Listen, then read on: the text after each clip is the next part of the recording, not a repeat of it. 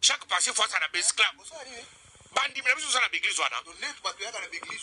Ce sont nos esclaves. Oui, allô?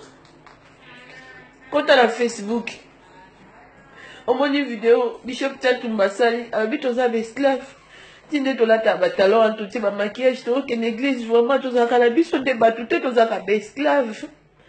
Oui, esclaves na bango, papa pasteur.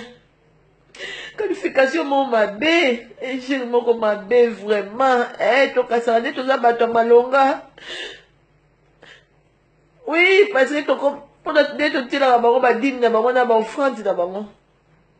Yo tala kamote. Toujours humiliation, biso bandi, mais ça humiliation, mon makasi. Oui, to changer église. Oui, to ça, to. Biso pe to timba. Oui. Église à sikato, comme au kende, to, ana biso na mabonzi, la biso, mais to pesa rangote, to tester si ko pasteur, wana, ye peso ki. A mona biso ka besclave na ye. Enjeu mon mabe, maman mikolo boye, na papa misusu, ba esclave. Yesu yaka e. Non, rappelle, maintenant on est là, ma bonne zalanga. Ça tout bayo. Ça bali bisabilo nyoso. Baza esclave na biso. Puisque pasteur nengozo mone wana, soki lelo baza esclave bandimi ndenge bayaka na église na biso ndenge tozala na église nyonso oyo. Baza esclave na biso ba pasteur. Yango zo mona bandimi nyonso wana soki mundimi akomi kolinga akoma franchi, c'est-à-dire akoma libre. Abanda koluka aye ba vérité même kati na pasteur. Il faut sorte pasteur aluke des motifs, soit terre apese mbotete. Obi ke ba pasteur ne toza boina bandimi na biso, toza na bandimi toza na église métolo bisakate. Ah bon? Mais à cette église avant dire, do bisakate. Pour akomoye ba connaissance. Mais do na ko biso ngeni. Ngana zo batango église en fonctionner à temps plein. Soki na muni na fin du moyo pesi di metanga na ko biso te. Bandimi nanga ba yebi nakulubi sote nakukangeloka na bato so ba yebi il faut le que no maté pour naté pour ça comme on comme un crédit on s'en fout sous dimete et puis tango bato baso ko so frame ngana lati net na boda so karki bato baso ya so que na monio le dimanche on peut so frame te mardi on peut so frame te il faut na ça le maté so que no maté simbité na ko peut so mbotete et puis mon numéro sentir que maté ande maté dans ça doit maté moi mboki là na ko ça maté ciblé kaka po. C'est ça, tout ça, ya lelo, ya ngone tout ça, bandi, wana basa esclave. C'est-à-dire bandimi. Naso bisabino, moi je suis pasteur. Naso bisabino makambo, la vérité. Yo soko sa l'église. Remarquez attitude à passer, no soko futidimte. Regardez attitude à passer, no soko pecho offrande te. Surtout tant mukolo, to chaka panier à contribution à salle. Ce qui au futité, t'as l'attitude à passer, no soko naso lo balukuta. Oko makecha tumbokosi. Mais makambo naso lo besa vérité, pe naso lo bango vérité. Siko na ina tuna boy.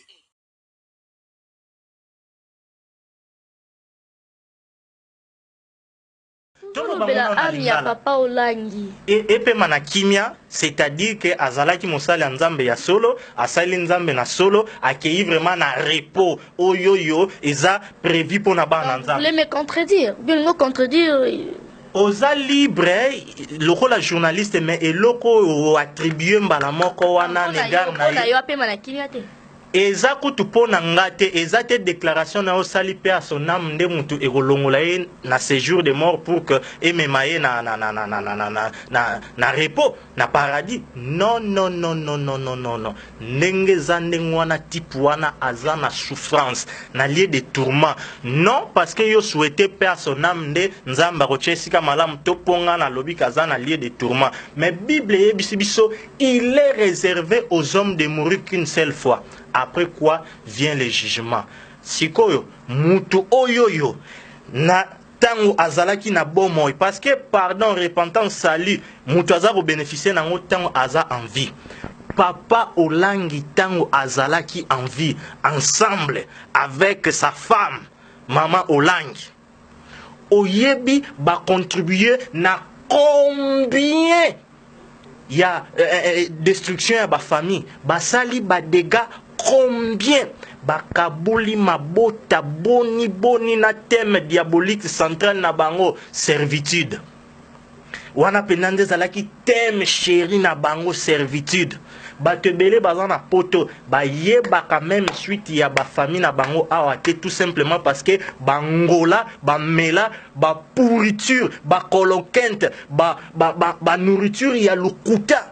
Autrefois tolobelaka sur la diarrhée spirituelle, tu expliques que nourriture ni église ça n'a besoin, mais tu le colla papa langue wana kopé manakimiate parce que nourriture ba pesi na peuple de Dieu ezalaki non seulement suyer mais empoisonné oyo et causer destruction ya cellules de base le colla famille kimia nini ya kopé manakimia akope manakimia te aza ero na enfer baza ko nyonga ye baza ko chuba ye ba fourchette na kopesa ba détail te poto ye ba réalité o ezana te mais akope manakimia te. Dieu est juste, Dieu est juste.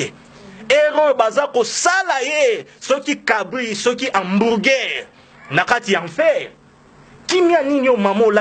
On ne peut pas être des hypocrites. Et au moment où les grands pasteurs ont se bozana bango, soi-disant prophète, roya pewana, jour matin et kobimape, s'incliner, présenter moi si n'a pas condoléances, aller signer pe na livre wana, hypocrite.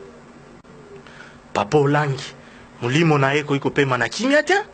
Kolandisa mana misala na ye e koki jamais kope manakimia. Serviteur à soloté. Non, bazalaki séducteur. Bazalaki oyo yo Bible et yebisi biso na Matthieu 24 que dans les derniers jours, ils s'élèveront des faux prophètes. Na enseignement puta. Exemple oyo yo tozoko mona réel vrai. Ezalaki ndakisa ya papa Olangi. Mais naza clair na maloba na ngai enseignement na bango ba negote ya batuana ba servitude oyebi état d'âme ya tata na yote oyebi état d'âme ya mama na yote kokabela ete akokanga ba chance na mama oya botio akolisi yo ndengo za boye mama bela na pesi ye mbote mère na biso ale lelo yo komi kosambela na église wana mama oyo botio amelisio abalisio o lelo yo opesi ye koko presto ale lokolo kota ki na église a mama Olangi balobi nini azando ki na ndako na yo mama atiaka lisuma kolote ozoko mona ba dégâts oyo yo ngana oyebisi ngana pesa basine na opesa ba exemple vrai.